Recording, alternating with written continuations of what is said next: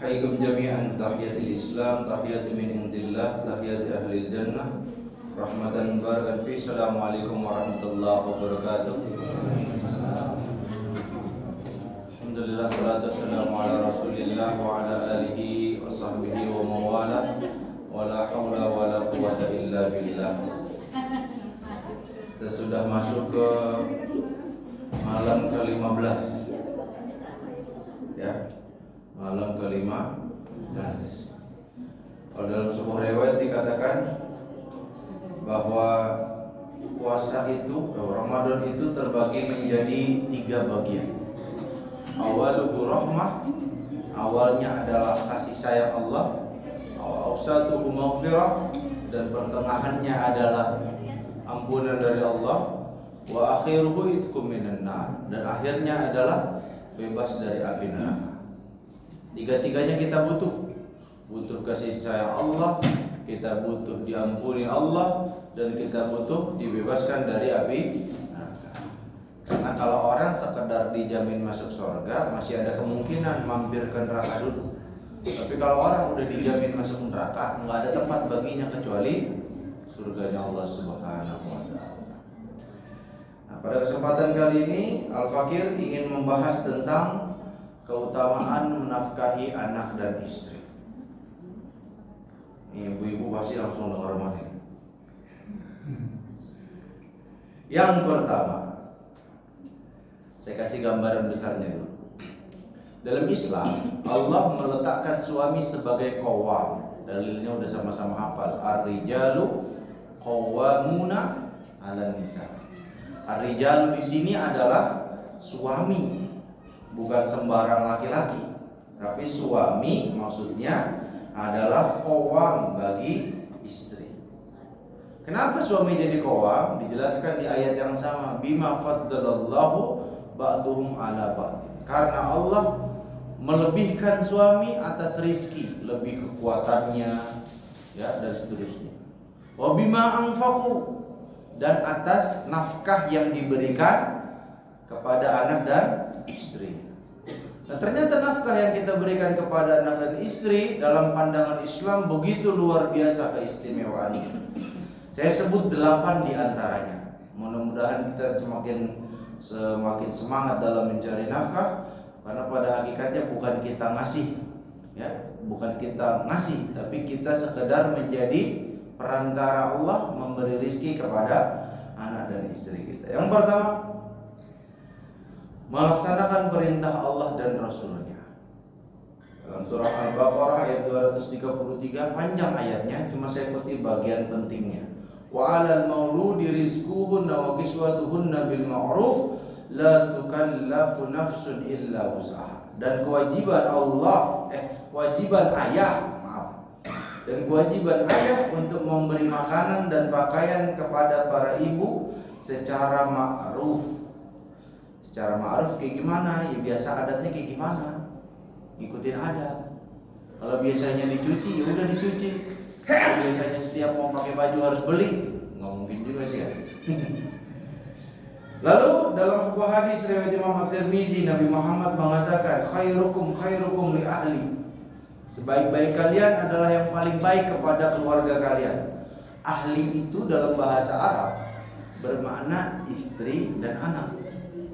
Wa ana khairukum li ahli, dan aku adalah orang yang paling baik terhadap anak dan istriku. Benar? Nabi Muhammad orang paling baik terhadap anak dan istri, benar? Benar. Nabi Muhammad kalau melihat Siti Aisyah lagi marah, lagi cemburu, pernah suatu ketika Siti Aisyah lagi senang-senangnya kedatangan Nabi Muhammad karena gilirannya. Lagi senang-senangnya masak, tiba-tiba ada utusan pembantu khadimat dari istri Nabi yang lain bawa makanan. Perempuan kagak boleh sulut amarahnya. Ini kan giliran saya, ngapain sih diganggu-ganggu? Ditebalikin itu makanan, ditabok sampai berantakan. Nabi Muhammad nggak marah. Nabi Muhammad senyum sambil mengutin tuh makanan atu-atu. Nabi Muhammad bilang ke khadimat itu, tenang, ibu kalian lagi cemburu. Tuh Nabi Muhammad. Coba kalau kita dalam kondisi Nabi Muhammad, Pak, kira-kira kira-kira diapain itu istri seperti itu. Makanya Nabi Muhammad benar ketika mengatakan dirinya adalah yang terbaik kepada anak dan istri. Dalam hadis riwayat Imam Muslim, hak mereka atas kalian adalah kalian memberi rizki dan pakaian kepada mereka dengan cara yang baik. Ya, jadi poin pertama, kita menafkahi anak dan istri itu adalah perintah Allah dan Rasul. Yang kedua, dicintai oleh Allah Subhanahu wa taala. Siapa yang enggak mau dicintai sama Allah? Pasti mau. Gimana cara supaya dicintai Allah? Dalam hadis riwayat Imam Ibnu Majah dikatakan Rasul bersabda yang artinya Allah mencintai orang fakir yang apik dan yang menjadi tulang punggung keluarga. Yang menjadi tulang punggung. Allah menghargai pengorbanan mereka dalam mencari nafkah. Maka Allah memberikan mahabbah, cintanya kepada mereka. Yang ketiga, mendapatkan pahala yang besar. Bahkan pahalanya lebih besar daripada membebaskan budak. Tuh, kalau kita kasih nafkah anak istri, itu lebih besar dari pandangan Allah daripada membebaskan budak. Bapak tahu budak? Budak sama pembantu sama apa beda, Pak? Hah? Beda. Kalau pembantu itu statusnya karyawan. Kalau budak itu statusnya hak milik. Kalau budak nggak wajib sholat Jumat kecuali diizinin sama majikannya. Itu budak. Budak bahkan nggak wajib pergi haji kecuali diizinin sama majikannya. Dalilnya adalah hadis riwayat Imam Bukhari yang artinya sungguh tidaklah engkau menginfakkan harta dengan tujuan mengharap wajah Allah pada hari kiamat nanti kecuali kamu akan mendapatkan ganjaran pahala yang besar, sampai pun makanan yang kamu berikan kepada istrimu tuh. Nyuapin istri pahala luar biasa. Kapan Pak terakhir nyuapin istri, Pak? Bu, terakhir disuapin sama suami kapan, Bu? Di pelaminan, Bu ya? Masya Allah, giliran di pelaminan romantis banget, udah kayak Romeo and Juliet. Iya, giliran udah pada peot, udah lupa dah. Suapin, Pak. Nyuapin istri pahala. Hadis riwayat Imam Muslim nih, dengerin nih. 1 dinar yang engkau keluarkan di jalan Allah, lalu 1 dinar yang engkau keluarkan untuk memerdekakan budak, lalu 1 dinar yang engkau keluarkan untuk 1 orang miskin, dibandingkan dengan 1 dinar yang engkau nafkahkan untuk keluarga, maka pahalanya lebih besar daripada yang 3 tadi. Tuh, lebih besar pahala menafkahi anak istri dibanding dengan di jalan Allah memerdekakan budak orang miskin. Ya. Yang keempat, mencari nafkah itu termasuk jihad. Ini harus panjang ini. Dari Imam At-Tabrani. Seorang sahabat Nabi pernah berpapasan dengan Nabi Muhammad SAW. Lalu para sahabat turut menyaksikan sahabat yang tadi. Warna kulitnya hitam legam. Ini orang Afrika. Dan sangat rajin. Mereka pun berkata, wahai Rasulullah, seandainya pria semacam ini ikut berjihad. Jadi sahabat maunya orang yang kokoh badannya kuat, itu jihad. Lalu kata Nabi Muhammad, jika dia keluar rumah untuk menafkahi anak yang kecil, dia jihad di jalan Allah. Dan jika dia keluar untuk menafkahi orang tuanya yang sudah renta, dia juga jihad di jalan Allah. Jadi Nabi Muhammad itu kalau ngomong tentang orang, itu sesuai dengan kondisi mereka. Kalau orang yang jihad keluarganya masih ada yang ngurusin sih, oke-oke aja. Tapi kalau misalnya jihad lantas orang tuanya yang udah renta, nggak bisa ngapa-ngapain, susah hidupnya, kata Nabi, mendingan ngurusin orang tua. Dan kalau masih punya anak istri, di mana nggak ada lagi yang susah hidupnya, udah. Itu termasuk fi sabilillah. Yang kelima, memberi nafkah menghapus dosa dan sebaliknya tidak memberi nafkah adalah dosa. Dalam hadis riwayat Imam Tabrani lagi, Rasul mengatakan dari sekian jenis dosa terdapat jenis dosa yang tidak bisa ditebus kecuali dengan kebimbangan untuk mencari penghidupan keluarga. Jadi ternyata ada salah satu jenis dosa yang dosa itu nggak bisa ditebus dengan cara apapun kecuali dengan cara capeknya kita nyari nafkah. Saya tahu nih bapak-bapak, ibu-ibu, khususnya bapak-bapak pengorbanannya nyari nafkah luar biasa. Apalagi pas Ramadan, siang hari petang-petang luar biasa. Tapi tetap dikerjain supaya apa? Supaya tetap bisa dapur bisa mabul. Nah itu dipandang Allah Subhanahu wa taala menghapus dosa yang nggak bisa dihapus dengan amal yang lain. Dalam hadis riwayat Imam Muslim dikatakan, cukuplah bagi seorang untuk mendapatkan dosa bila ia menahan makanan dari orang yang berhak mendapatkan makanan darinya. Siapa? Ya anak istri. Kewajiban kita. Bahkan ini ceritanya menarik ini. Hindun, tahu Hindun, Pak? Orang yang dulu waktu masih jahiliyahnya dia memerintahkan Wahsy untuk membunuh Hamzah. Lalu Hindun membelah dadanya Hamzah bin Abi Thalib, lalu diambil jantungnya, dikunyah. Bayangin. Dulu waktu zaman jahiliyah. Lalu ketika dia masuk Islam, dia mengadu kepada Rasulullah. Apa? Wahai Rasulullah, sesungguhnya Abu Sufyan itu suaminya. Bayangin, suami diaduin ke Rasulullah. Benar-benar bini yang satu ini. Sungguhnya Abu Sufyan adalah suami yang pelit. Waduh, suaminya dibilang pelit. Dia tidak memberi untukku dan anak-anakku nafkah yang mencukupi, kecuali jika aku mengambil uang tanpa sepengetahuannya. Lah, jangan sampai nih kayak begini nih. Suami punya duit tapi uangnya ditahan-tahan, anak dan istri makanya susah sampai nyolong. Apa kata Nabi Muhammad? Ambillah dari hartanya yang bisa mencukupi kebutuhanmu dan anak-anakmu dengan kadar sepatutnya. Diizinin sama Nabi. Kenapa? Karena dia tidak memberikan haknya.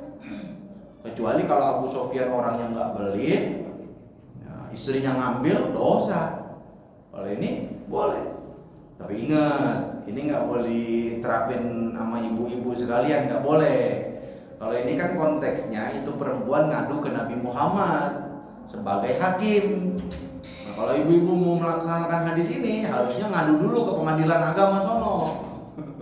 Udah dapat putusan baru, jangan ustadznya bilang di musola boleh, ntar saya kantit uang suami saya, kalau boleh gitu.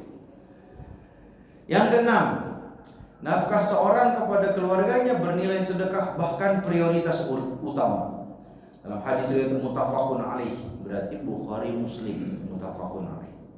Rasul bersabda yang artinya nafkah yang diberikan seorang kepada rumah tangganya, kepada keluarganya bernilai sedekah. Sungguh seorang diberi ganjaran karena meski sesuap nasi yang dia masukkan ke dalam mulut keluarganya. Nyuapin istri, nyuapin anak, Masya Allah. Dalam hadis riwayat Imam Muslim dikatakan, gunakanlah ini untuk memenuhi kebutuhanmu dulu, maka bersedekahlah dengannya untuk mencukupi kebutuhan dirimu. Jika masih berlebih, berikanlah kepada keluargamu. Jika masih berlebih, berikanlah kepada kerabatmu. Jika masih berlebih, berikanlah kepada ini dan itu. Jadi prioritas dalam memberikan bantuan, sedekah, apapun itu adalah keluarga dulu. Buat kita makan, istri kita makan, anak kita makan, itu dulu prioritas. Kalau udah cukup, kerabat. Siapa kerabat? Sepupu, paman, bibi, kerabat, saudara kita, keluarga besar. Kalau udah cukup, baru orang-orang yang dekat sama kita, tetangga dan seterusnya. Yang ketujuh, lebih utama meninggalkan keluarga dalam keadaan kaya dan berkecukupan. Dalam hadis riwayat Imam Bukhari dan Muslim, sungguhnya jika kamu meninggalkan ahli warismu dalam keadaan kaya, itu lebih baik darimu daripada meninggalkan mereka dalam keadaan miskin, sehingga mereka terpaksa meminta-minta kepada sesama manusia. Sungguh apa yang telah kamu nafkahkan dengan maksud untuk mencari ridha Allah, pasti kamu akan diberi pahala, termasuk apa yang dimakan oleh istrimu. Masya Allah. Yang terakhir, yang paling kita harapkan, apa itu? Dijamin masuk surga dan dijauhkan dari api neraka. Cuma ngasih nafkah anak istri, kita dijamin masuk surga dan dijauhkan dari api neraka. Apa dalilnya? Hadis riwayat Imam Abu Daud dan Imam At-Tirmidzi. Siapa saja yang mengasuh 3 putri, lalu mendidik kemudian mengawinkan dan memperlakukan 3 putrinya itu dengan baik, maka ia berhak mendapatkan surga. Kalau dalam hadis ini 3 putri, anak saya perempuan 2, kurang atuh. Berarti harus bikin lagi, Pak. Ya nggak gitu juga ya. Pokoknya apa yang dikasih sama Allah didik dengan baik. Nggak harus nomor jumlahnya segitu. Hadis riwayat Imam Bukhari Muslim, siapa yang diuji dengan sesuatu dari anak perempuan, lalu ia berbuat baik kepada mereka, maka mereka akan menjadi penghalang baginya dari api neraka. Masya Allah.